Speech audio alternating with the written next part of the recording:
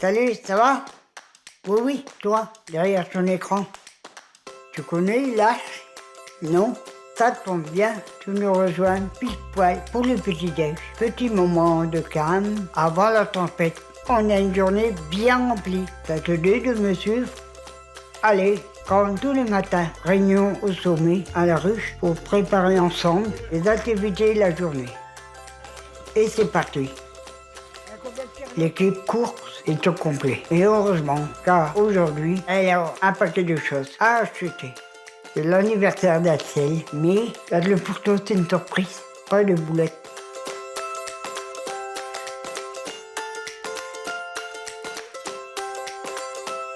Bon, ça c'est fait. Direction, la cuisine pour tout ranger. Mais surtout, pour se creuser la tête, pour un bon plat. Les livres de recettes débordent ici, comme chez toi. La chef cuistot à domicile, c'est génial. Y'a plus qu'à. Aujourd'hui, c'est ambiance top chef. Je suis pressé de noter les candidats. Ici, on a la main verte. On cuisine même des produits du jardin.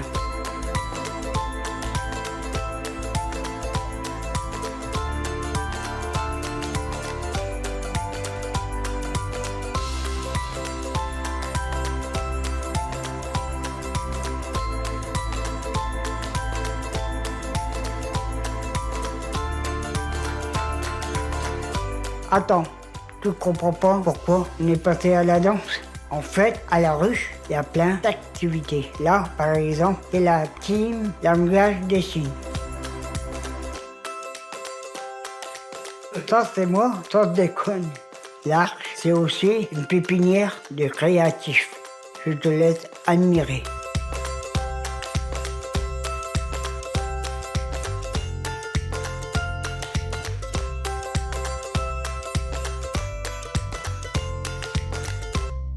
C'est de toute beauté.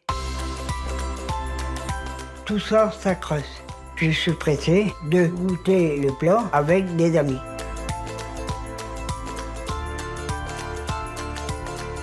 Voilà. C'est elle, Axel. Je t'en ai parlé tout à l'heure. Tu me suis toujours? Après ce festin, une petite balade s'impose. Mais on pense déjà au dîner. Et mon ami Lucas nous donne un coup de main. Et on continue la tournée des amis. On en a plein ici. On organise même des fêtes pour eux. Je t'expliquerai. C'est l'heure de rentrer à la maison où tout le monde s'entraîne au champ pour ce soir. Naïm, c'est lui. Ça fait un moment qu'on voit tous les jours et ce soir, c'est son emménagement. Naïm, ce soir, c'est notre nouveau coloc.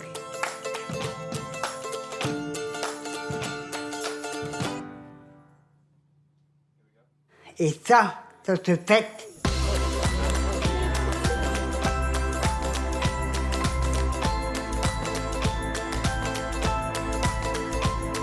En fait, tu tombes vraiment à pic. Demain, c'est la fête de l'amitié. Quand je te disais qu'on avait des amis, regarde ça. Une fois par an, on organise une fête pour eux.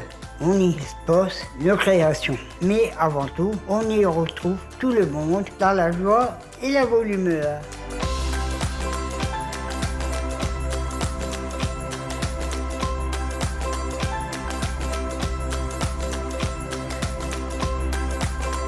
Bon, maintenant qu'on est potes, je vais peut-être me présenter. Moi, c'est Michel. Et toi?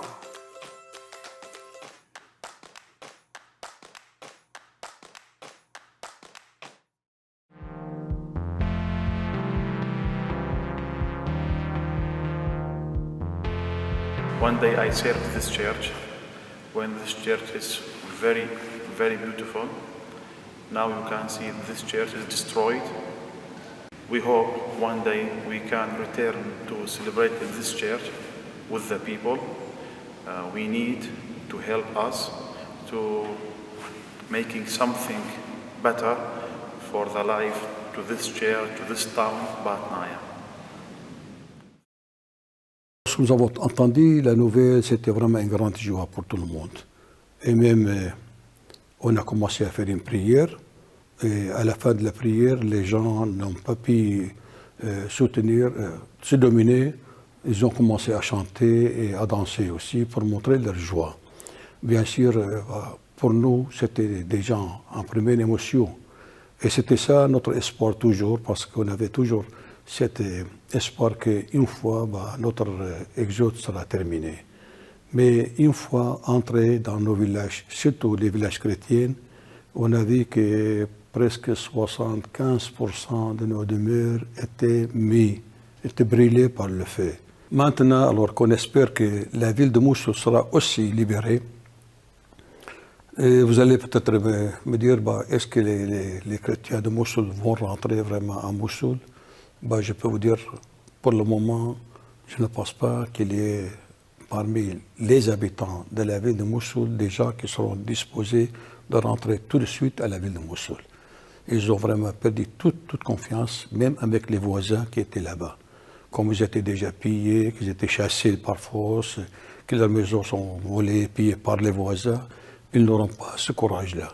Ces gens-là, s'ils préfèrent rester en Irak, je crois qu'ils vont chercher une place ailleurs, comme Karakouche par exemple, ou d'autres villages chrétiens, dans lesquels ils pourront résider un moment. Peut-être ils vont aller à Mossoul pour des travaux spéciaux. Et d'ici quelques années, s'ils trouvent que la situation est changée, qu'il y aurait pour eux une possibilité de rentrer chez eux, je crois après, ils auront le courage d'aller rentrer chez eux. Mais nous avons besoin de l'aide de la reconstruction de nos villages, de nos demeures et églises, et certainement en comptant sur l'aide de beaucoup de bienfaisance, et notamment l'aide de l'Église en détresse.